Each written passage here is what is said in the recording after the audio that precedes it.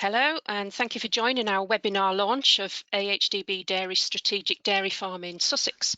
My name is Shirley Macmillan, and I'm one of the Dairy Knowledge Exchange Managers, and I'll be working with dairy farmer Dan Burdett over the next 3 years to help him achieve some goals at Cockhaise Farm near Haywards Heath. As well as Dan, I'm joined by AHDB's Head of Dairy Development, Nick Parsons, who will put Dan's farm into context as part of our network of 25 strategic dairy farms. Due to current coronavirus restrictions, we are holding this first meeting as a webinar, but the plan is to run on-farm meetings as soon as we've got the appropriate guidance from government.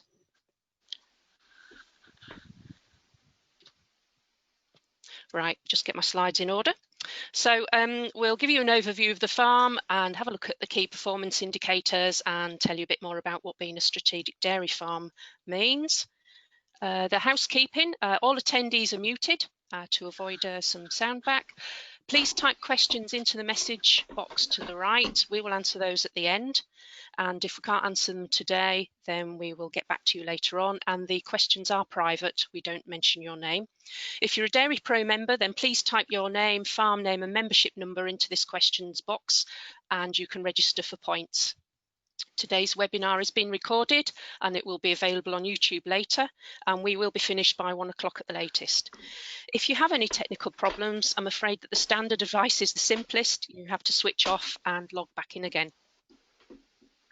The Strategic Dairy Farm programme aims to showcase best practice, but the farmers who've gone through this selection process still want to improve, and they want to do this by inviting other dairy farmers to their farm, not just to learn from other industry experts, but very much from other farmers through discussion and ideas.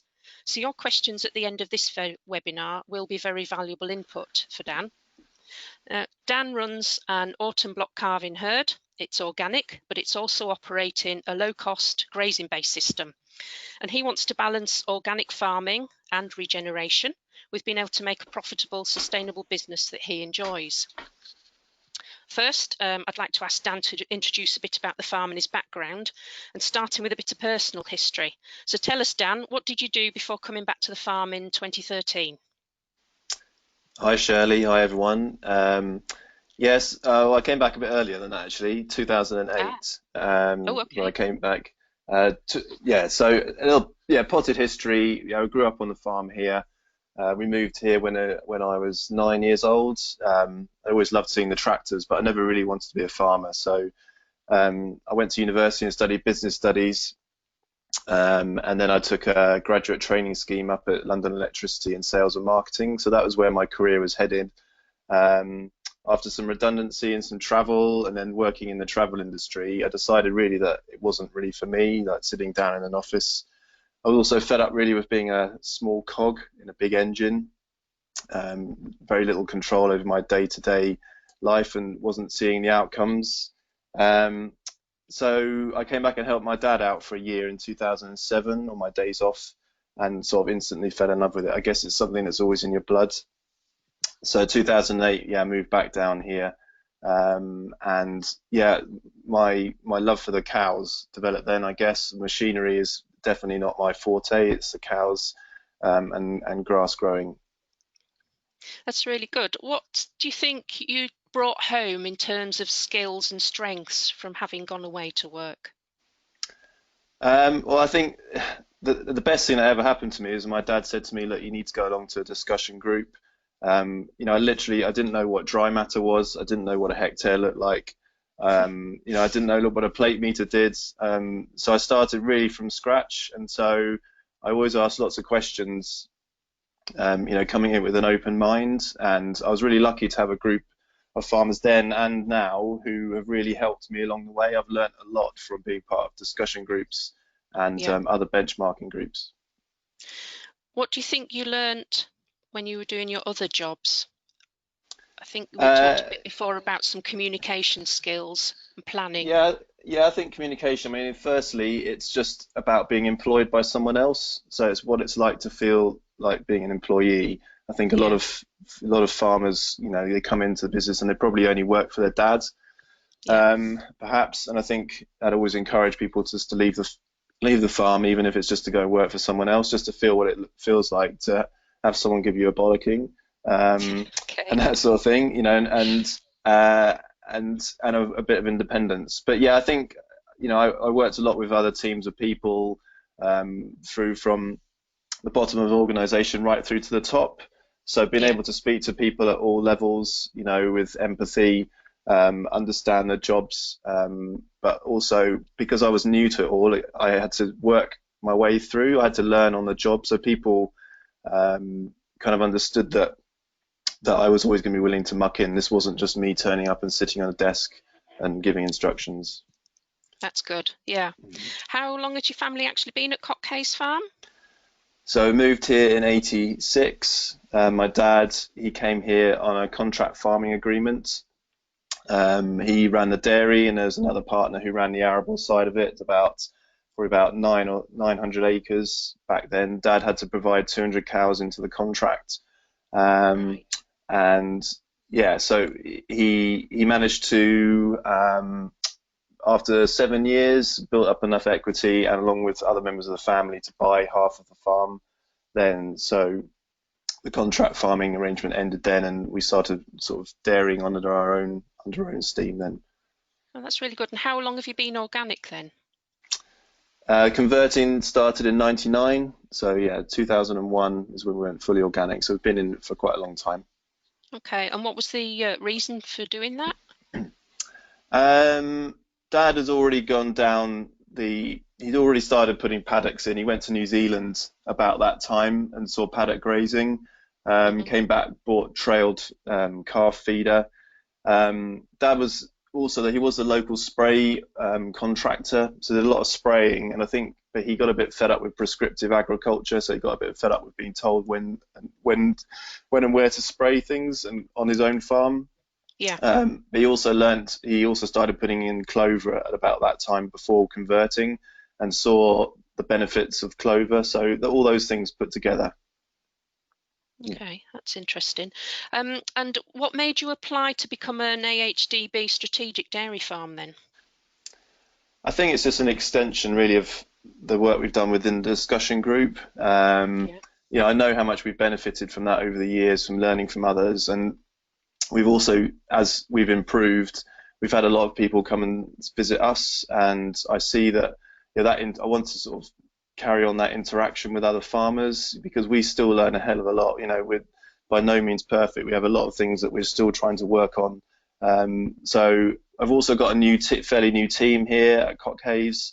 So I think Hmm. they'll benefit from having other people come on. It's not just me talking about it, it's other people who are interested in what's going on here. And you're not shy about showing what you've got on the farm, um, pros and cons and strengths and weaknesses, are you? No, definitely. I think no one really learns by hiding things. Yeah. Maybe I won't take you to my worst dock infested fields, but I'm happy to talk Okay. about them. Yeah. Point them out from a distance. That's really Yeah, good. Okay, that's so it. let's meet the team. I think this is a really nice photograph here. At the moment, how's the business set up in terms of partnership? Okay, so yeah, so you mentioned 2013 at the outset. So 2013 Mm. is when I formed Burdett Farming, which is, so I'm basically replicating what Dad did in the '80s. So I'm the contractor here, and Dad is the landowner. So I own majority of the cows here now. I started in 2013 with no cows. I bought the heifer calves off of Dad that year. I reared them, and then obviously the following year. So for 2 years I had no cows. So I obviously had to build a business up from scratch. The So now, yeah, I own the cows. So I employ most of them. The guy on the right hand side, Bradley, he works for Dad still. So he's the general farm worker, drives the tractor and fixes all the things that we break. Yeah. Oh, right. But I, Okay. but I employ all the other staff here. So I basically provide labour and machinery to run the contract here at the farm. Okay. And so left to right, who have we got in terms of staff? So we've got Phoebe on the left. So she, at that time when the photo was taken, was a student. She was coming 2 days a week, but she's now Yeah. started full time from Plumpton College. She's doing really well. Got Sam next to me. Sam started here in January, middle of January. He So he's progressed from a herdsman position. He's now herd manager, with the view that he takes on more responsibilities from me over the next couple of years. And the one person missing from there is John, who's a bit camera shy, and he's sort of herdsman. He joined us last September. Okay. Yeah. And you did tell me that you were very keen to get this work-life balance for yourself and the staff. How do you manage workloads and rotas for them? So the dairy team, well, and Bradley as well, they're all on a 5-day week. So that seems to be working pretty well. At the moment, it feels like we're a bit overstaffed. We'll move on to what we've got going on here at the moment, but it's allowing me to step back from the day-to-day. Also, we've taken on another farm, so I've got a lot going on there. I'm trying to write my Nuffield report, so it's given me the freedom not to have to relief milk at the moment. Okay, and just tell us a bit more about your second farm in Kent. What have you taken on? So we've taken on Board Place Farm in Kent. That started last September. Again, that's on a contract farming agreement. The farm is owned by an educational trust, the Commonwealth Organic Farms Trust. Their whole remit is to provide education for children and adults. So they provide for a lot of special needs children, but they also do a lot of conferences and weddings there. This year it's been obviously slightly different. There's no one there at all at the moment. Yeah, unfortunately for them. But we've been given a 20-year contract, which is a pretty long contract over there, but it reflects what we're trying to do. They want a long-term approach to it, to regenerate the infrastructure there, but also to look at how we take dairying forward there and incorporate it with the messages that they're trying to put out. That's interesting. That's really good. Okay. We have got a short film clip. It's about a minute long. We're going to try and load it. It may take a few seconds to load, and it will show you a bit more about the farm.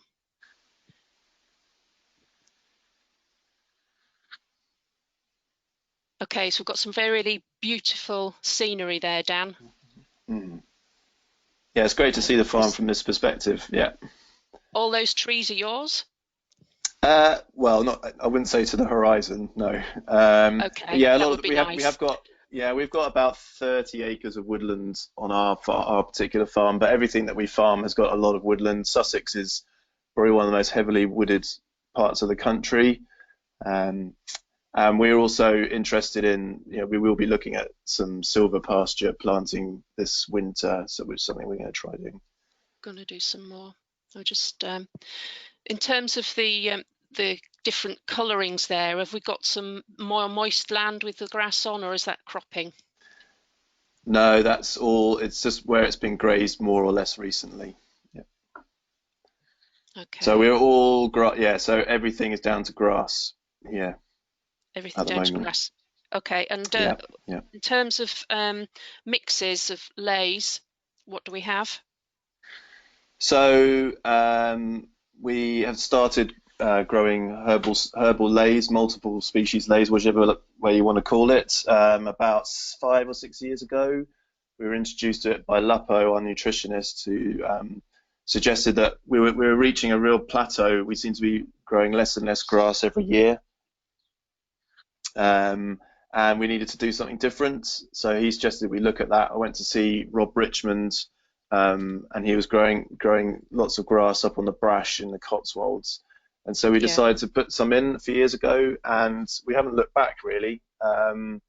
It's definitely proved to be much more drought tolerant.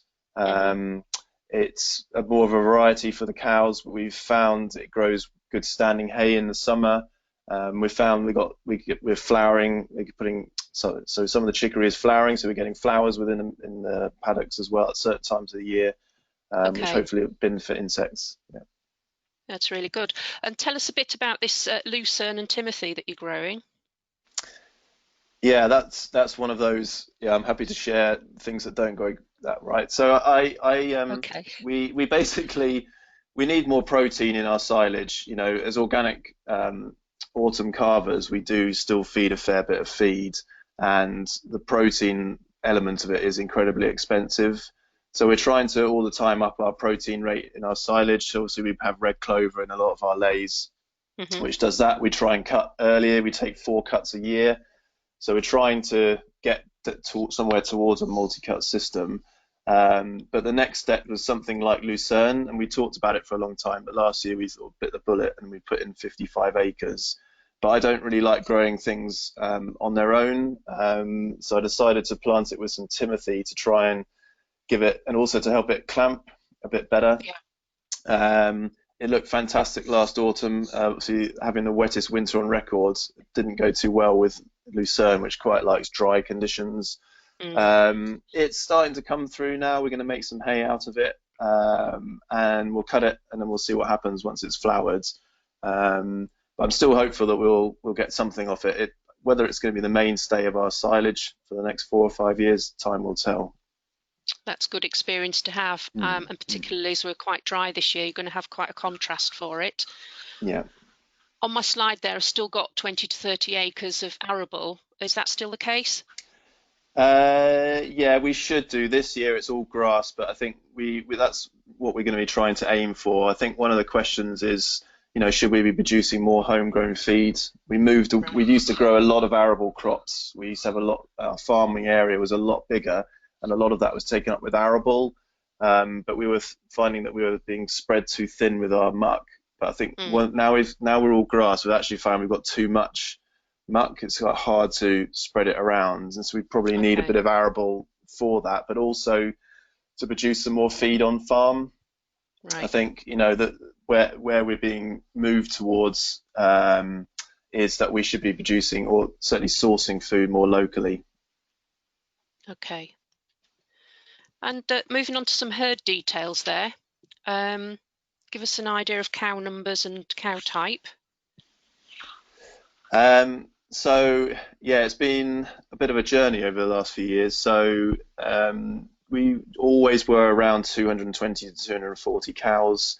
When we started improving our fertility, we suddenly found we had a lot of heifer calves very, very quickly, and so the herd moved up towards 300. In fact, at some point last winter, we were milking 330 cows here, but it was breaking the system.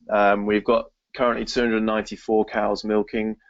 The heifers have been reared off farm for the last 4 years. So that agreement came to an end in April. So we're now bringing that whole lot back in house. So we're going to drop the herd numbers down. Depending on TB is our biggest issue at the moment. If we're still locked up, we may well be milking about 270 cows this winter. But I think we'll settle at sort of 250 to 260 cows. I think is what I'd like to aim for. We've always crossbred, not really with Jersey, but Dad in the past has used a lot of Swedish and Norwegian Red and Montbéliards and Kiwi Cross. I guess for the last 5 or 6 years, I've tried to simplify what we're doing. So we've used predominantly Irish Holstein Friesian, high EBI, looking for good fats and solids, looking at an animal at 550 kilos, so that we can get them out grazing on the shoulders of the season without them impacting too much. Lots of capacity so they can eat lots of grass, good udder type and sound feet. So what sort of milk yield, fat and protein are you doing at the moment then? At last year we did just under 6,000 litres, about 4.4 and 3.5. As we've been going up in numbers, we've found that milk yield has gone down because our replacement rate has been going up, i.e. more heifers coming into the herds. So I think 4 years ago we were about 6,500 litres, but probably feeding more concentrates. We feed probably about 0.3 tonnes of concentrate less now, so about 1.2 tonnes. But I'm hoping, watching Tim yesterday is, our overall goal here is to get more milk from forage. As we've now hit maturity, hopefully in the herds, I'm hoping that we're going to start recovering those milk yield figures to head back over 6,000 litres. That's good, yeah. And who do you sell your milk to? Arla. Arla, oh, very good. Okay, one of the things that you said you'd like to improve while being a strategic dairy farm is cow mobility. What sort of lameness do you see in the herd? Um, we see we see a little bit of digi, but not too much. I think there's some white line and some abscesses. They're on concrete for quite a long time over the winter. We've actually just spent quite a bit of time this spring re-screeding over the clamps. So hopefully, and we generally tend to find that the lameness gets worse as the winter goes on, and as we get towards the back of the clamp where the worst of the concrete is. Okay. So we're hoping that we've rectified that. We've always we've always trimmed cows' feet as and when required, rather than doing whole herds. So I think we're open. We do mobility score on a regular basis. Yeah. So I think that we need, one of these things is to look at our protocols of when we're trimming, and making best use of that time. And how about using mobility scoring as an analysis, working out your scores 1, 2, and 3s? How often do you sit down and do that? Well, we're doing it monthly. As part of our milk goes to McDonald's, so we're doing the Yeah. herd health monitor. So we are doing it on a regular basis. And so yeah, I think a lot of it is to do with the infrastructure. We have very little lameness in the summer. I think the concrete is an issue. We've also, if we were here, we'd have a look at the beds. We're on straw cubicles on concrete. Yes. And perhaps that is one of the issues as well. Should we be putting mattresses on there? I don't know. So lots of questions about that. Okay, that would be good when we can all come and have a look and do a Mm. drop down on your knees test on see how comfy your beds are. Yeah. Carving, you run an autumn block carving pattern, and when does that start and finish for you? So the 24th of August is usually the first date. Obviously, for a week before that, they start dropping. Um, we went from when, so my previous herd manager Luke, who runs the other farm now, when he started back in 2013, we were calving for 15 weeks, so we were calving quite often into December. But by focusing on a few key variables and speaking to the guys in our discussion groups and our costing groups about what they did, we managed to bring that down to, I think by about 2016, I think we had a 6 week, we carved everything in 6 weeks. Now that means that's not everything, every cow that was there last winter, because we were then able to sell excess cows, but we had enough animals that we were able to sell excess and carve everything over those 6 weeks. So what do you think's the secret then to getting a tight carving pattern? It's lots and lots of small things, Shirley. So attention to detail. So it obviously starts in the dry periods. I think we looked at dry cows and treating them better. So we started getting them onto standing hay and hay. That seemed to work really well. They were maintaining good body condition. So when they calved, they were probably calving at condition 3. So they were only losing half a condition score before serving, sorry. We were looking at pre-bulling heats, pre-service heats, sorry. So for 5 or 6 weeks before that. So getting the vet in and getting the dates right so that the vet would come in at the right time, and checking non-seen bullers.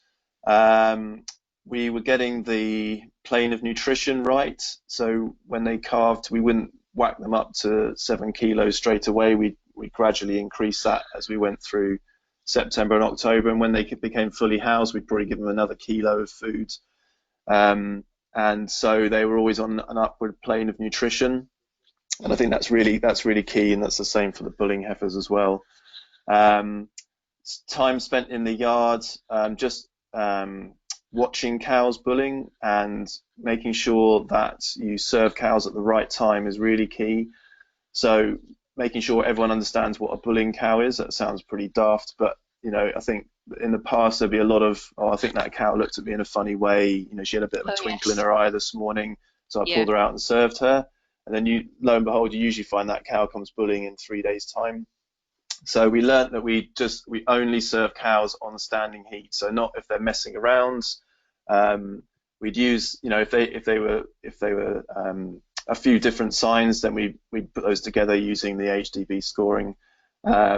but that worked well. I think what it did do, it dropped our submission rates a bit, but it increased our conception rates, and we were having less, I think, irregular heats, which is something that we measured on with our group. It's quite a key indicator for us. If that's quite high, it means that people are serving cows at the wrong time.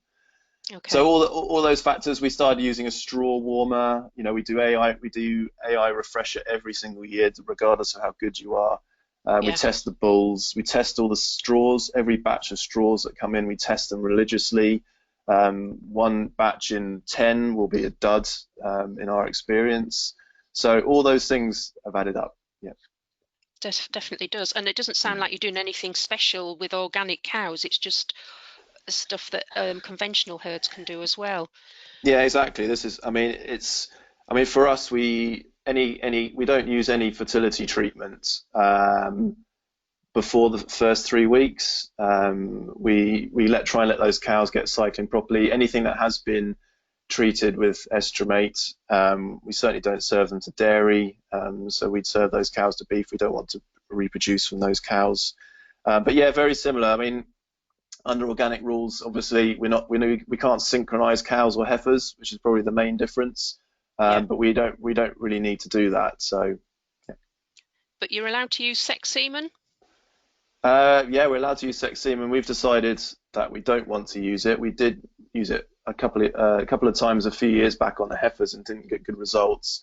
We've also, within our costings group, last winter, a number of the farms trialed using sex semen and monitored the conception rates, and they were all fairly well below the non-sexed. And up to this point, we've always had a good market for our bull calves. TB is playing a bit of a havoc with that at the moment, but okay. I'd rather have cows in calf than have them not in calf, and for me that's the key thing. You're losing milk at one end. We shut down in the summer, so if we have cows that are going another 3 weeks, that's 3 weeks less in milk, and that's the key driver for our system. Definitely. Okay, we'd like to try and show you another film clip here, another 1 minute one. We'll just see if the technology is going to work with us.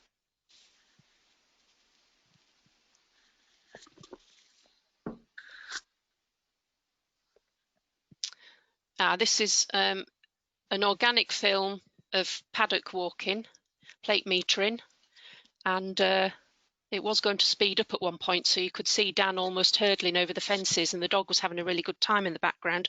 Just tell us how you do manage your grazing system in terms of the size of a platform and stocking rates and things. Yeah, okay. So I guess, we're no different from any conventional farmer practicing paddock grazing. We found every time that we've improved our tracks, our fences, our water, that we've grown more grass. It's not rocket science, really. The field we're walking through there, that's an older herbal ley. I guess we're probably at the moment on around about a 30-day rotation. We've got 300 acres here to graze if needs be. So our grazing platform can be anywhere between 64 and sort of 110 hectares, depending on the time of year. So obviously at the moment, where we haven't had any rain for a long time, we're expanding that area out. In the good years, we'll silage it. So we've got the flexibility there to improve that. Yeah, we've got a fair bit of river meadows within that, and they are grazed less frequently and much less productive. Yeah. I believe your plate meter and sending your results into Forage for Knowledge. Yeah, so we've been part of Forage for Knowledge for quite a while. Again, it's just benchmarking, it's just finding out, being part of a group, talking to other people about what's good, what's not so good, and finding out, if someone else in your area is growing a lot more grass, well, why are they and why are you not? So that's been good. Yeah, and we use Agronet, which is probably the best €80 that we spend a year, a totally indispensable tool for us. very easy to use as well. Keeps you straight there. Yeah. Now this is not a picture of an allotment. It is actually some cows in there, and we've got standing hay. Just tell us a bit about this. So yeah, so we I guess we shut up a lot of the farm about this time, maybe a bit earlier, middle of May, to grow standing hay. So this is we strip graze tall, very stemmy, older grass, um, which is high in dry matter but low in quality. So that not obviously putting on too much condition through that time. We would back fence them, so we'll have we've um, made portable IBC troughs so we can empty them and move them with them and back fence. This is one of our herbal leys. So this was I don't know what time. This was probably last July, and it just went absolutely bonkers. You've got chicory in there, which bolts at this time of year, but this bolted to I think probably sort of 7 foot tall in some places. We had to drive. Otherwise, your cows look very small, don't they, in Yeah, comparison? yeah. I mean, and then not every year is going to be like that, and not every field is going to be like that. But what we're trying to do is we're trying to put deeper roots down. We're trying to let some of the plants go to seed. If it's raining and the cows go in there and it drops seed and the cows tread it in, it tends to help reseed itself a bit, Yeah. which hopefully increases the longevity of that sward. Um, this particular field here we usually use for grazing calves. So we're trying to change around the way that fields are managed. So if we grow standing hay one year, perhaps the next year we'll graze it more intensively, or we'll mow it. If we mow it, then we won't mow it the next year. Basically trying to give different plants a chance rather than using the same management on the fields. And that's obviously on the fields that we can get animals to. Exactly. Yeah. Yeah. Okay, we're going to try the technology again. We've got an overview of the farm here, so we can actually see the sheds and the clamps. If we can load this again.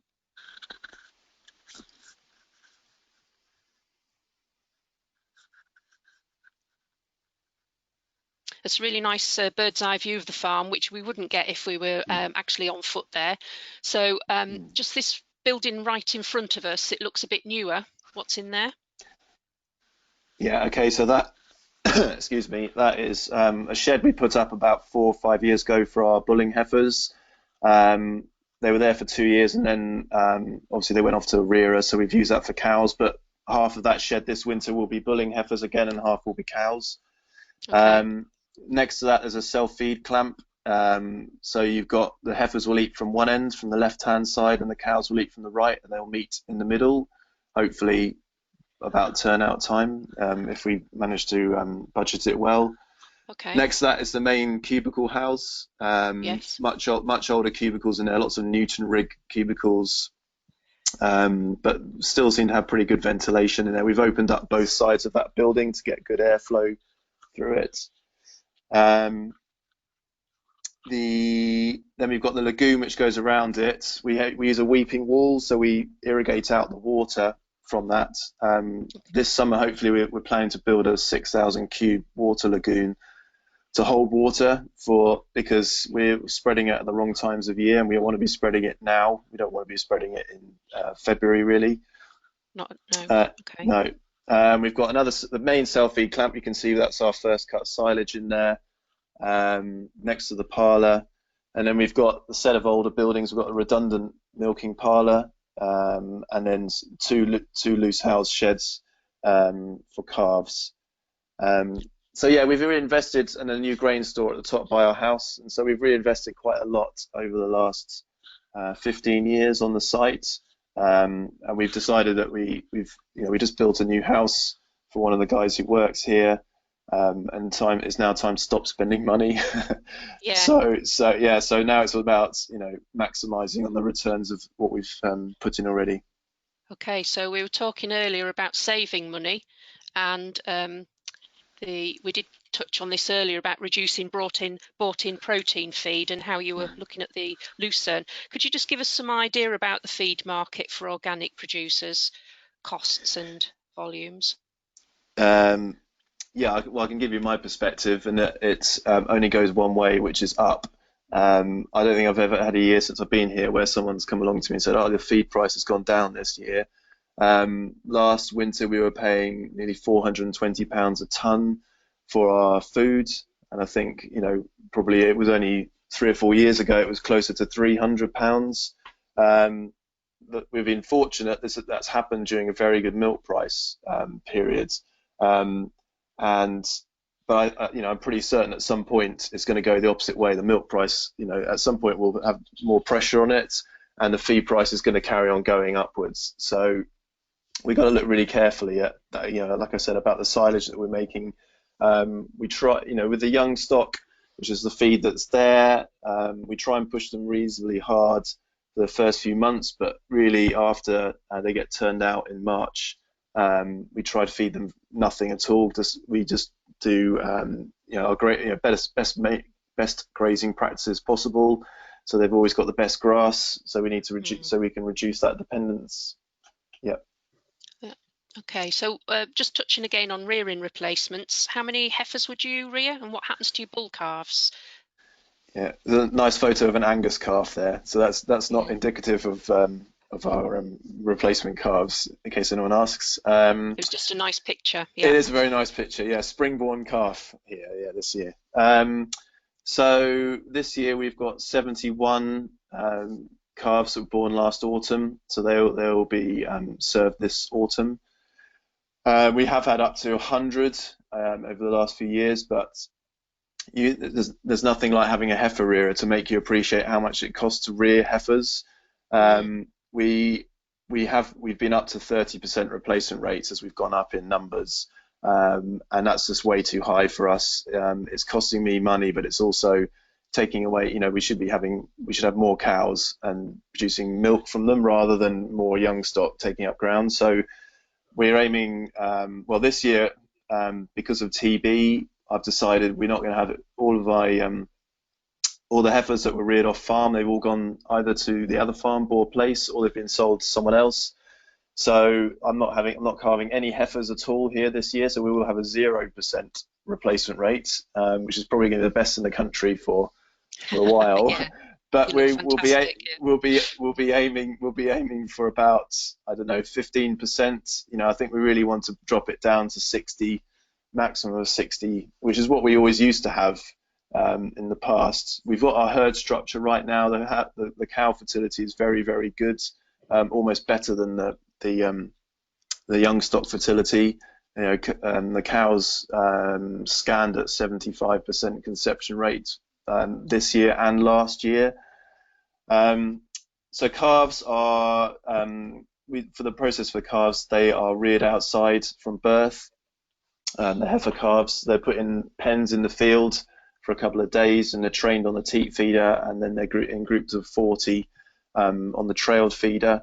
Once they've got to 4 weeks, once the youngest in the group is 4 weeks old, we then put them on once a day.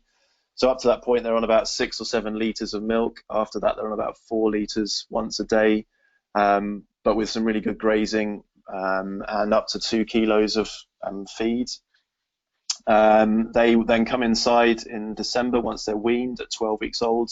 They're on self-feed silage in loose yards, so they're self-feed trained as calves, which is a great advantage for them. It means that they don't have that pressure when they're bulling heifers or cows. Then they're turned out in April or March or April the following year, graze through the summer, and all the usual stuff. Age at first calving, 24 months. Yeah, we did have a nice calf film to show you, but as the technology's been just a little bit sticky today, I'm going to skip that and hope we can show it another day. We've talked about heifer housing and the potential for the future. You're on a current sort of halt on and spending, but in terms of your future plans, would you like everything to be reared at home, or does contract rearing off the farm help? No, we'll definitely be rearing at home. Yeah.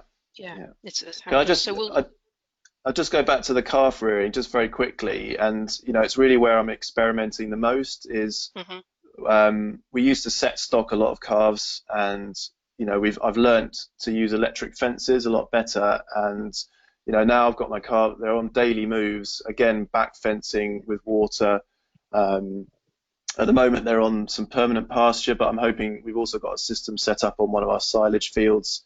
So really trying to give them the best quality feed, on the farm. Really, they're my number one priority on the farm. So it's quite a key driver for me is that we make the most out of those guys.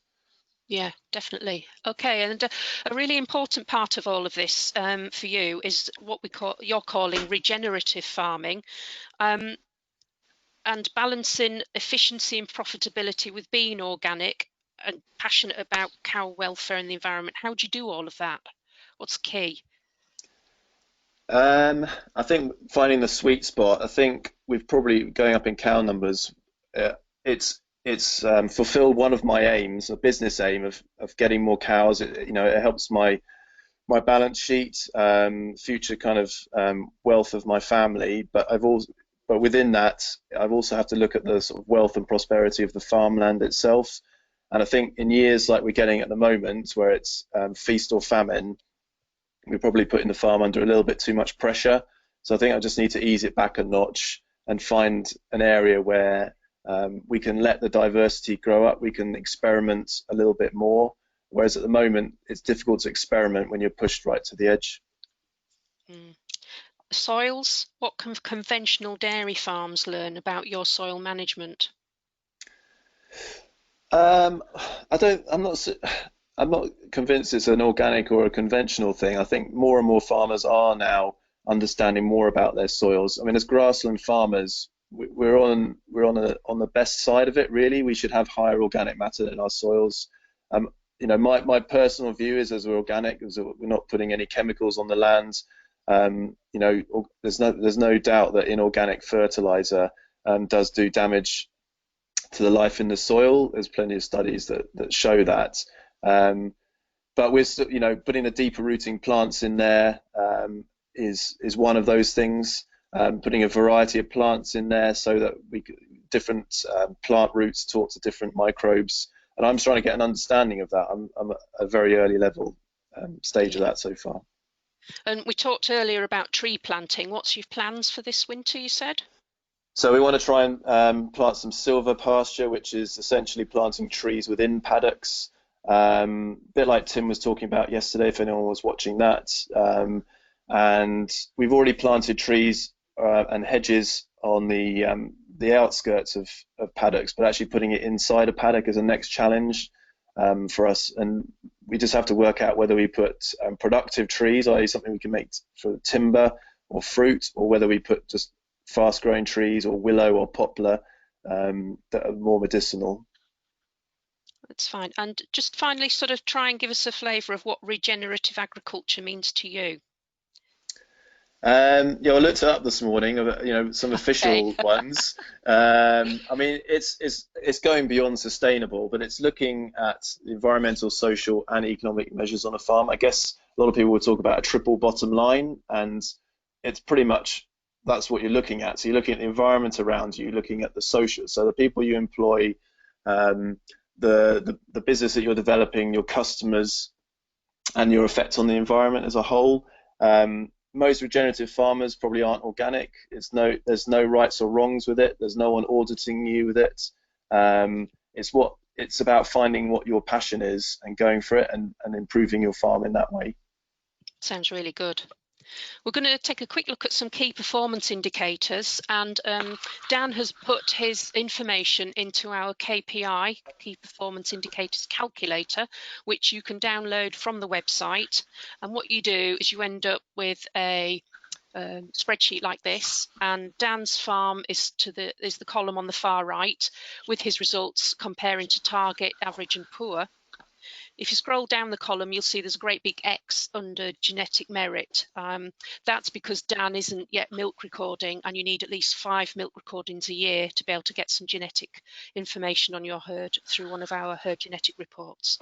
But I'll just take you to this one. It's a very nice colour scheme here, and people were doing so well that we had to add on a blue column at the end because green was just not high enough for some people. So you're doing really well on this, Dan. When you first saw this, what did you think?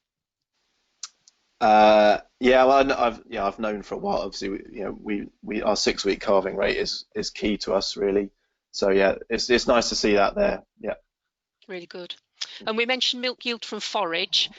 We had a discussion about this, and I was talking about, well, the standard target is usually 4,000 litres from a good grazing cow, and you were explaining to me why yours would be slightly less. Just share that. Well, I don't know. It's an excuse, really. I mean, seeing Tim's yesterday achieving 4,000 litres, there's no reason why we shouldn't. I guess I don't know what a comparable. I'd like to see another organic autumn carver and see what theirs is. But it's definitely something it's at the top of my list to improve, Shirley. That's good. We always like a new challenge. And again, full economic cost of production. It's quite high, but again, it's in the green box that you're doing well. How do you think that compares with given your organic status? Well, I think it's pretty good. I mean, given that we're organic and the cost of our feed and the extensive nature of our business, we'd always be looking to be around 10p more than our conventional colleagues in our discussion groups. That tends to be where we are, but it's something I think the feed is the biggest part of that, and it's something that we've really got to bring down. Something to work on, which is great. Thank you, Dan. So the future meetings that we hope to hold will include some of these topics, and we will be flexible as we go along according to what Dan wants to do. So we've talked about using mobility scoring to reduce lameness. Cow numbers, Dan wants to know what's the sweet spot for his farm. He's particularly keen on the work-life balance, not just for himself, but for the staff. And we've mentioned the regenerative farming, integrating the second farm, but without losing sight of the business, the home farm, and making sure that production doesn't fall. He's mentioned his lagoon and his dirty water facilities, which is a great big investment for the future. As we said, always room for improvement on milk from forage. And a key thing for Dan as well would be more on the business management side of things, about how you speed up the rate of change and being more accountable. If you'd like to ask Dan a question or clarify a point, please use that chat box to the right. We are getting a lot of questions in, and we'll try and answer as many as we can. Nick Parsons, Head of Dairy Development at AHDB, is just going to put into context Dan's farm as part of the network of 25 strategic farms throughout Britain. Thanks, Shirley and Dan. Great chat there, and I think some really interesting stuff that I'll touch on in a minute or two. But I just wanted to go through and really kind of widen out. And apologies for those who were on the call on the webinar yesterday. 2 slides that you'll have seen, but I think what we need to recognise is the network that we've got as strategic dairy farms across the country for our customers, levy payers, and the way that what we're trying to do is push a lot of the information, push the work that we're doing, the engagement with our customers through those strategic dairy farms. Now, recognising the restrictions on COVID at the moment, we hope soon to be getting back out to farm, and when we can, hopefully bringing groups back to the strategic farms. But as we go, we'll continue to do webinars and meetings as best we can to continue to share information. So it's building that network, as Shirley said, to 25 plus farms spread across the UK. It's part of the wider cross sector for AHDB. The Farm Excellence platform's now got in excess of 100 farms nationwide, covering all of our sectors. Within dairy, the funding has come from the levy money, but also along with Welsh Government supporting through a European initiative, and Betty Law's Foundation, who have its Volac's charitable arm, and they have put a support package together for 6 years to support a number of the farms through, and Dan's one of those farms. We mentioned earlier, Shirley and Dan mentioned earlier, about the importance of discussion groups to Dan, and I think it's key that I see the way that this goes with strategic dairy farms is that we treat them as open discussion groups. So you don't need to be invited to a closed group.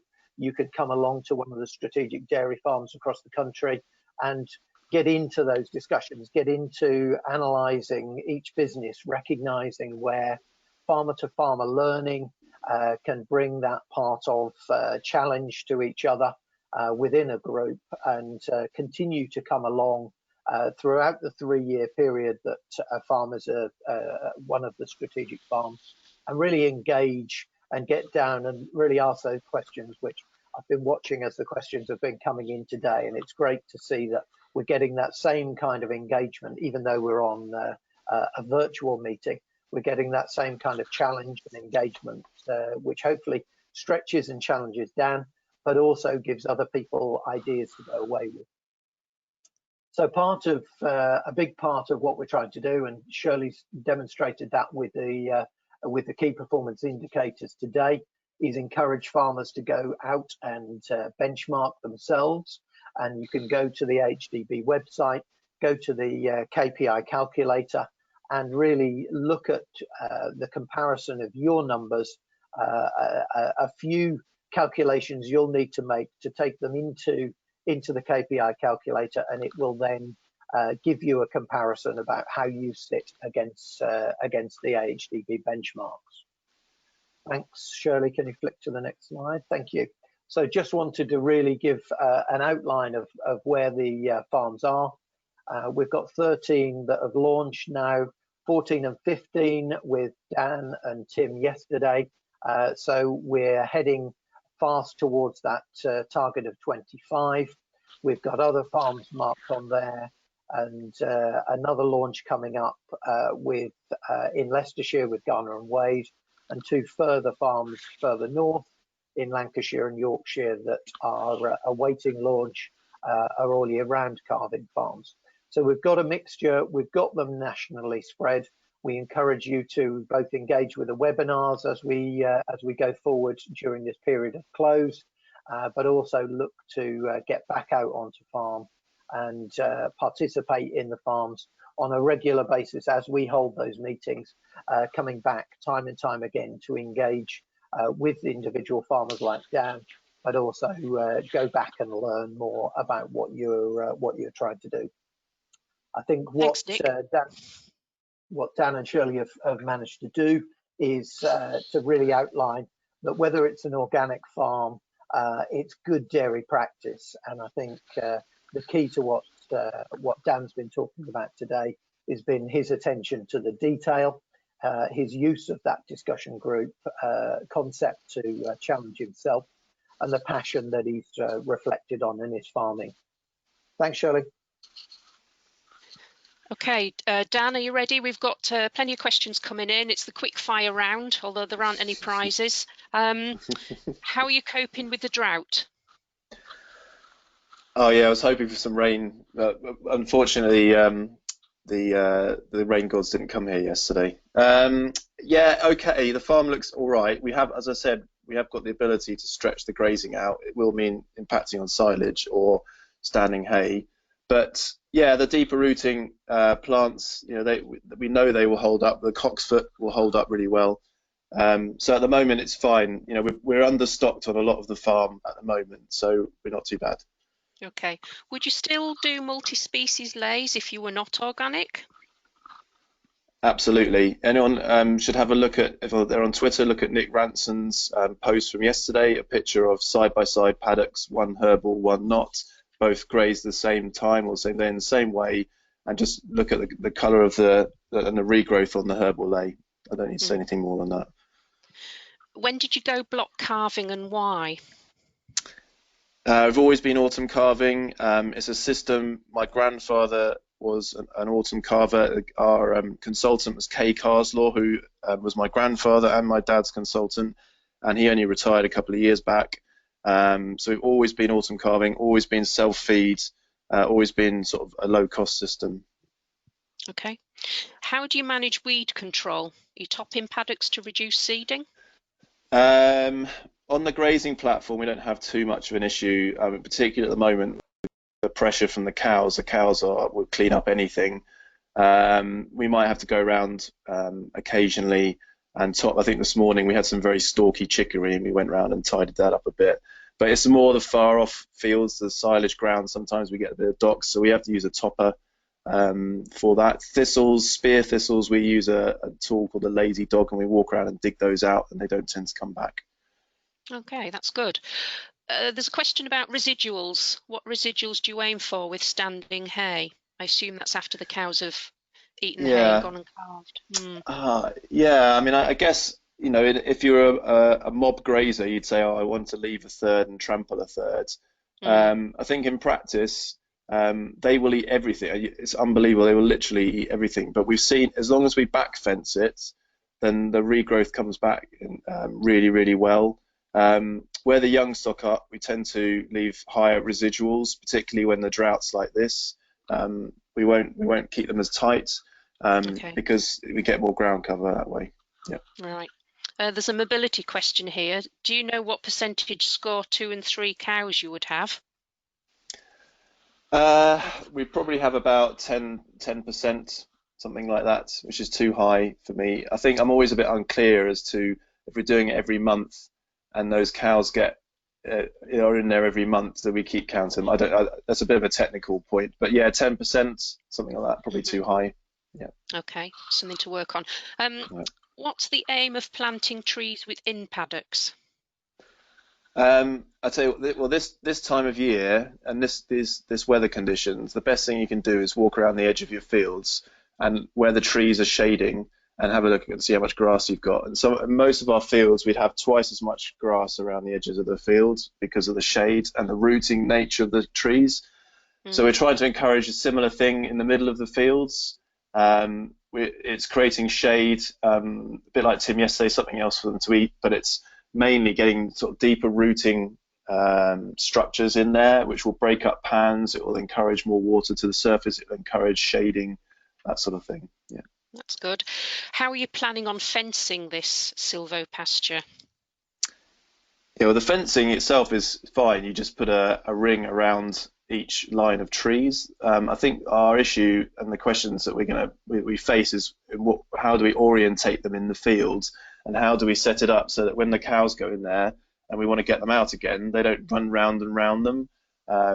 So yeah, we can put electric fences, just a high tensile fence around them, and usually about a metre either side, and the cows can then still eat underneath the fence, so they keep the grass clean, but leaving the trees. That's good. What's one thing would give the greatest improvement in soil? Yeah, I saw that question come in. That's interesting. I don't know. I think it's this winter. There's been a lot of chat about what happened to all that water that fell this winter, and it really perplexes me. That we had such dry soil a month later, and our soils just aren't resilient enough. We need more microbial life in there. We've got to encourage that. I'm really keen on dung beetles. We'd have a few, and it is growing actually. I'm noticing year on year we have more and more of them, but insects like that will start burrowing stuff, and creating air channels and water channels into the soil and get that whole life system going. So my aim really is to try and encourage them, whether I need to bring more into the farm or just carry on doing what we're doing and see a slow burn on it. That's really interesting, isn't it? We mentioned before about the self-feed silage, but the question is, what's the winter feeding regime? So how are you managing self-feed, probably in concentrates? So yeah, I mean, the self-feed is fairly self-explanatory. We do block a little bit if it's too high. We'll block a bit into bins. The cows get from calving, they get maybe 4 kilos. Then October 5 into November 6, and sort of 7 kilos of concentrate through the first 6 weeks of service. Yeah, so pretty much self-feed silage and concentrate. That's easy, good. How do you find management of herbal leys compared to a ryegrass sward? So when we started off on this journey, we thought, oh, we're going to mob graze this, so we'll let it grow up really tall, and then we'll send the cows in there. And generally with these leys, it's like a ryegrass plant. If you let it grow tall and stemmy, then the milk will crash, and that's what happened. And the first year, the cows picked their way through it as they were getting used to it. And so the second year, we decided just to manage it as we manage all the other leys, and that works best really. We probably find they go in there at slightly higher covers just because of the nature of the plants in there, but we still will try and hit the same sort of residuals. That's interesting. And a final question: how much time do you spend on business or financial management compared to technical time on farm? More and more on business. I spend most of my time, frustratingly for me, in the office. It's having taken on the other farm. It's given me the kick up the backside that I needed. So when you're on a family farm, who am I accountable to? I'm obviously accountable to my dad and other shareholders here, but not really. No one's really asking for figures. No one's asking why things are happening. But now actually managing a unit for a charity, I have to report monthly. I have to say why things are overspent or underspent. We have to sit down at the end of the year, make farm plans, and so actually that's the best thing that's happened to me for a long time. Also having a manager over there who needs to run his own budget, something I've been talking to him about for a long time now, and this is actually forcing my hand to do it. So yeah, I probably spend 70 to 80% of my time on the business and 20% of the time doing stuff, and that's mainly young stock. I think there's a lot of good learning going on in there for you, Dan, that you'll be able to implement at home as well, by the sounds of it. Thank you very much for that. And thank you, Nick, as well, for your input. If you're interested in following Dan's story online, please use Google, look up AHDB Dairy plus Strategic Farms. You can also look out for updates on social media. A reminder that if you're a Dairy Pro member, please type your name, farm name and membership number into the questions box for points. You will get a follow-up email to this recorded webinar with further links to the web pages, and we hope you'll be able to join us when we are back on farm and do your bit to help Dan achieve his goals over the next 3 years. So I'd like to say thank you very much for your time, your participation and your attention today, and say goodbye for now.